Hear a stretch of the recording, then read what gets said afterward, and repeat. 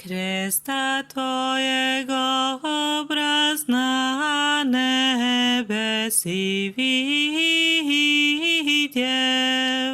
iakože Pavel zvani je neočelovjek prijem, v carjeh apostol Tvoj Gospodi, carstvujući grad v ruce Tvojej položi, jegože spasaj sekta v mirje, molitvami Bogorodici, jedine čelovjekoljubče. Slava Otcu i Sinu i Svjatomu Duhu,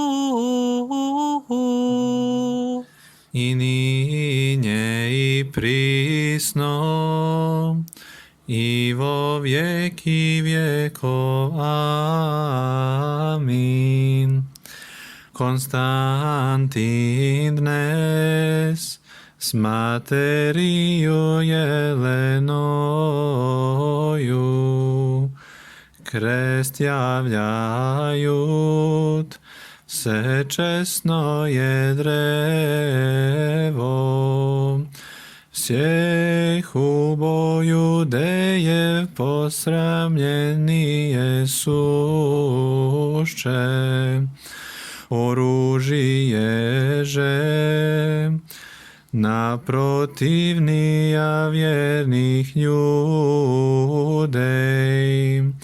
na zboradi javisja znamenije velije, i v obranjeh